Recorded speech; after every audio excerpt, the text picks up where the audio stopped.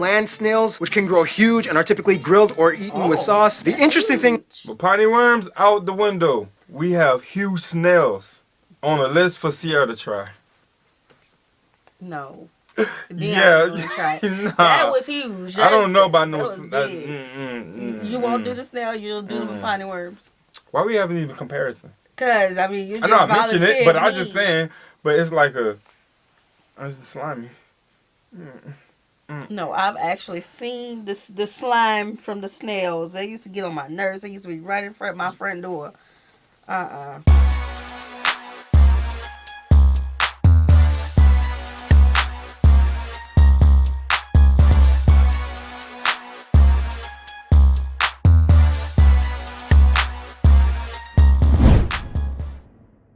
What's good, y'all? It's the Demouchet REACT, and we're back with another video. Who we got today, C? Today we're back with another American reaction. Super excited about this video. If you're new to us and we're new to you, make sure you scroll down, hit that subscribe button, and turn on the post notification bell because we're on the road to 100K. And we cannot get there without you guys, alright? Join the family. Without further ado, let's get into the video.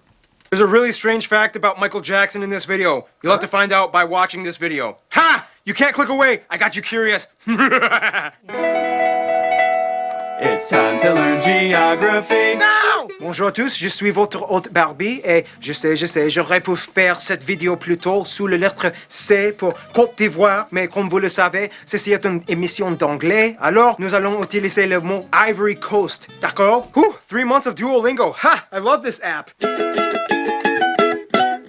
Now, if you don't know anything about Ivory Coast, basically it's like Ghana's French-speaking rival and the land of chocolate. So anyway, the Ivory Coast is located in West Africa, bordered by 5 other countries and the Gulf of Guinea to the south. The country is divided into 12 districts plus 2 district-level autonomous cities. Each of these cities is kind of considered like a capital, making Ivory Coast a dual capital country. The first one being Abidjan, the largest city along the coast, known as the economic capital, and Yamoussoukro, the political capital with all the government buildings, which was deliberately built to centralize the location of political power. The weird thing is, although the cities have mayors, since 2011, the 12 non-autonomous districts still have yet to appoint governors. So technically, by legal definition, the districts are more like theoretical entities rather than actual functioning ones. And if you really think about it, that kind of means they don't actually exist. It's like, hey, let's split this pie. Sure. Now, in my head, I split it into 2 pieces. You have to guess where I cut it. After Abidjan, known as the Paris of Africa, the second largest city would be Bouaké and Doloa, which also have the largest and only 2 international airports, being Abidjan Port Boué or Félix Houphouët-Boigny International. That's where I cut it. That was people? After Abidjan, known as the Paris of Africa, the second largest city would be Bouaké and Doloa, which also have the largest and only 2 international airports, being Abidjan Port Boué or Félix Houphouët-Boigny International and Bouaké International. The borders with Liberia mostly run along the Kavala and Sestos rivers, the Laraba with Burkina Faso, and a portion of the Black Volta with Ghana. Keep in mind that much like Ghana, historically before European colonialism, the Ivory Coast was split into various kingdoms and tribal territory clusters, which, if we really want to get technical, looks like this. But if we really want to summarize the parent groups, it looks a little bit something like this, with 4-ish main branches: the Kwa, the Kru, the Gur, and the Mande. The Kwa branch Akan peoples are kind of like the cousins of the Ashanti people that we mentioned in the Ghana episode, and they make up the largest group in the Ivory Coast. The most notable tribe being the Baoulé, founded by Queen Poku. Oh, and at one point in the late 60s, the Sanwi people tried to break away and become independent, and I'm not even joking, they declared Michael Jackson to be their king in 1992. So if there's one thing you need to take away from this episode, it's that Michael Jackson literally was a king in Africa. Anyway, surprisingly, the country doesn't really have any offshore islands or islets. The only real islands can be found around Abidjan Lagoon. The cool thing, though, is that most of Ivory Coast coasts, that sounds a little weird, has wonderful open unspoiled beaches. The bad news is almost all of it is inaccessible due to the choppy river estuaries and lack of natural ports hindering the development of beach towns. That means that other than Abidjan, there are virtually no coastal roads. Otherwise, some top notable sites of the Ivory Coast might include places like any of the national parks, like the largest one, Comoé, St. Paul's Cathedral, the Civilian Museum, the Crocodile House, the Jardin Botanique de Binaville, Paradisia Abidjan. Sassandra has a ton of historical buildings and monuments, the beaches of Grand Bassam, the waterfalls at the Pyramid Building, and finally the Basilique Notre-Dame de la Paix, or the Basilica of Our Lady of Peace, the largest basilica in the world, larger than St. Peter's in the Vatican. Sweet, I think that just about covers all of it. And speaking of sweet, let's get chocolatey. The The Ivory Coast got its name from the historically major export of ivory back centuries ago before it became super illegal. But in all honesty, it should be called the Cocoa Coast.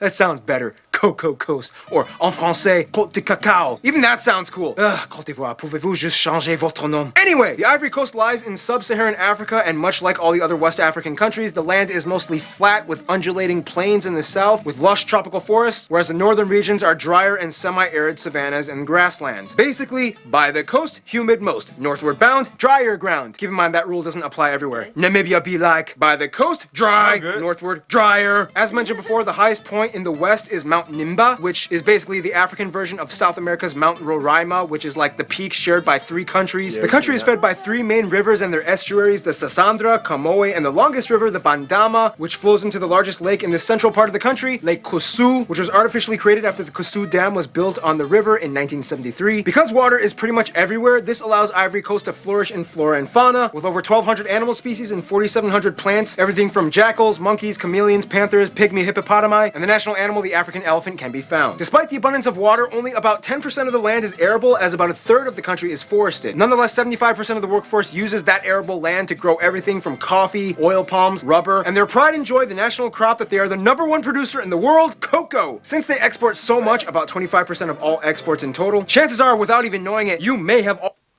See, this is why we do our own research. Yeah. Because different videos always have different statistics. For different times? For different times. And it be, you know, outdated information sometimes. But True. I'll let y'all tell it, though. We'll let y'all get a whack at it. Go ahead and talk about it. We know the whole coast grows. It's full of it, there, 100%. 100%. Okay. Unique. Already eaten some kind of chocolate confection made from cocoa grown here. It's such a common commodity that half the time farmers don't even know what it's used for. They've never had chocolate. They just grow it because they know it's an in-demand product. V-Pro Metropolis did a great video showing a cocoa farmer who tried chocolate for the first time. Vous n'avez jamais goûté au chocolat? Non, on n'a jamais goûté au chocolat. Si c'est pas aujourd'hui. C'est doux. And this grow in my backyard? Right. You mean tell me all this? Oh my God, I'm so upset. Man, Bro. love chocolate. Yeah, that's a shock right there for them. I know it is. C'est doux là. Vous aimez? C'est vraiment intéressant. Check it out, it's a great video, it's a cool report. But going back to food, dishes in the Ivory Coast pretty much follow the same West African format, you know, lots of cassavas, plantains, slow simmered stews and sauces with peanuts, grilled or dried fish and chicken. However, 2 things they definitely specialize in and love are atieke cassava mash with kajenu stew, and the famous Ivorian land snails, which can grow huge and are typically grilled or eaten with sauce. The interesting thing... But piney worms out the window. We have huge snails on a list for Sierra to try. No. Yeah, nah. That was huge. I don't know about no. You won't do the snail, you'll do the piney worms. Why we haven't even comparison? Cause I mean, you just I know I mentioned it, but I was me. just saying. But it's like it's slimy. No, I've actually seen the slime from the snails. They used to get on my nerves. They used to be right in front of my front door. Man, them snails look like they about fist size, man. Them huge. They look huge. Grilled. What? That's what they say, grilled? Might be crispy, just like the piney worms. Girl, fried snail. Man. Is that even after 2 civil wars in the 21st century, the Ivory Coast still moves forward as the largest economy in the West African Economic Monetary Union, which is basically the French-speaking countries of ECOWAS. Hey! Oh, whatever, all your people are like quadrilingual. I'm pretty sure you speak enough French to get by. By the way, ECOWAS has a really cool-looking headquarters building in Togo. Anyway, yeah, the Ivory Coast actually didn't fall in the same pattern of many other African states in which a government uprising led to a dictator that ruined everything. One man actually kind of got things moving along, and we'll talk more about him in...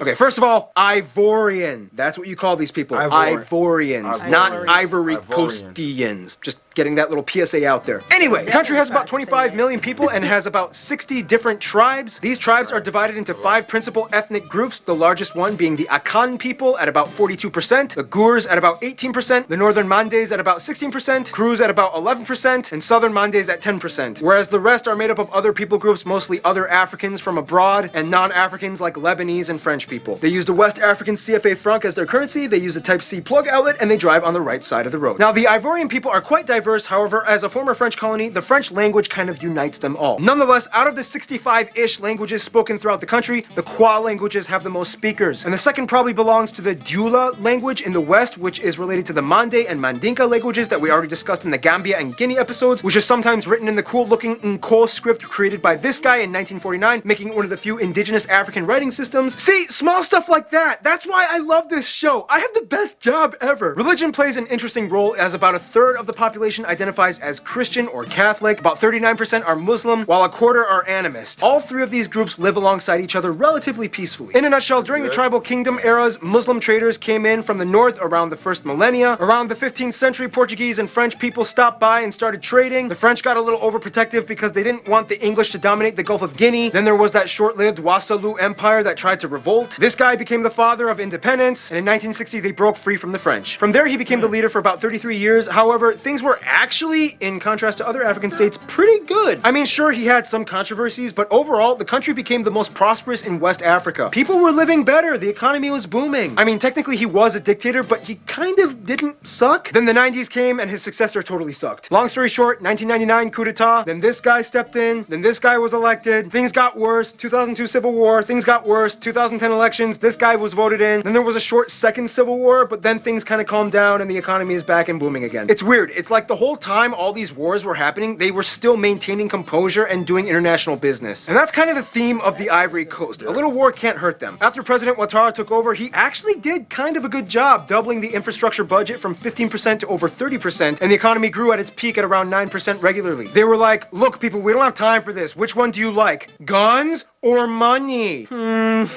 Money.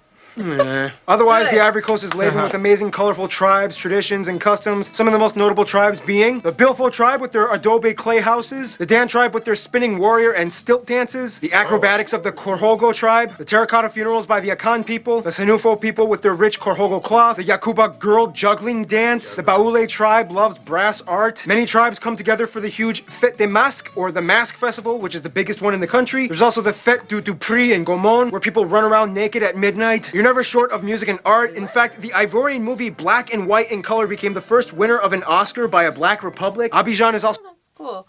Okay, so y'all already know we love to dig more into the culture, so drop some links in our reaction request form in the description box to some of those festivals. Of course, not the last one. Please, not the last one. Show that. Yeah, someone gonna do it. They're gonna be like, Right. ha, ha, ha, ha, I need y'all to watch this. So yeah, let us know all of the different festivals that you guys would like for us to show on the channel. Yes. kind of seen as like the fashion capital of sub-Saharan Africa, both in Western and native designs. Due to their close ties to France, the latest get-ups can be found on runways and boutiques all across the city. Some notable people of Ivorian descent from the Ivory Coast might include people like their only gold medal winner, Sheikh Salah Cisse, Alpha Blondy, actor Bambajan Bamba, Constance Amiot, Sidiki Bakaba, Amadou Kourouma, Bernard Dadier, Vecho Lolas, and the pride and glory of the Ivory Coast, Didier Drogba. In the end, the Ivory Coast knows how to manage themselves and dust off pretty well with a touch of class. Let's see how classy they are with others. I already have my 3. Your 3? What about you? 3. Nah, go ahead. I'm gonna just cheat off of your answers. No. You heard me, huh? I'm gonna cheat off my answers. You gotta. Lord Jesus. Attempt. I'm gonna go with Ghana for one. Okay. I think they have a lot of likeness when it comes, especially when it comes to food. And I'm gonna just stick with that. Okay. So I say Ghana, Gambia. What was the other one? See how she do? I forgot. But She then never two. had 3. Yes, I did. She never had 3. You only had I 1. forgot. 2. Guinea, something like that. Okay. Yeah. Okay. So that's my 3 Well, best friends. Okay. No surprise, the Ivory Coast is a West African powerhouse that has high position of authority of influence in the region. First of all, the country generally gets along with the other francophone neighbors around them, especially landlocked Burkina Faso and Mali, as they kind of act as like the gateway to the ocean for them and their trade needs. Ghana is like their closest frenemy. They share some of the same tribes and people groups. Business is always moving back and forth between them. But when it comes to regional dominance, the Ivory Coast will never hesitate to push Ghana out of the spotlight. There was even that time in the 90s when a riot broke out over a soccer match between the two. When it comes to their best friends, however, surprisingly, many might might say France. The Ivory Coast has always had like a privileged We role see as that like the coming. jewel of France's We see that African coming. relations. No. Their founding father insisted relations be maintained. Presidents have visited each other. Their militaries have cooperated in conflicts. Numerous citizens on both sides have immigrated to each other's countries, and they love sharing everything from cuisine to the latest fall fashion line. In conclusion, the Ivory Coast kind of fell into a reputation crisis in which they were like, look guys, we were doing so well for decades, we are not going to end up like all the other African countries that let war destroy them. Now shut up and start making money. Stay tuned. Jamaica is coming up next. Man, he mean that though. They, That one threw me for a loop. yeah, it did as well. I mean, you never like. Because yeah. I feel like That's my last thought actually. African countries is always going to side with the African countries. That's what I thought. Yeah, it's about leadership though. So whoever they Okay. feel they want to work with in the future, that's who they. I mean, you gotta think about it. French got a lot of money. Like you got all that runways and stuff that you got going on. Oh, yeah. And with the patterns and with the fashion that they have, they bring it up there to them, and they kind of get a lot more publicity. Hey, come to my Ivory Coast. You know what I'm Okay. saying? All right. Yeah. So other than that, they killed it, bro. I think it's pretty dope. But the frenemy with Ghana, Right. I mean, at least it was up there. I got one right. Right. So we hope you guys enjoyed this video with us. Like this video, subscribe, turn on the post notification bell. We have enabled our super thanks if you like to support the channel that way, as well as our reaction request form is in our description box below. We'll see you soon. Peace. Peace.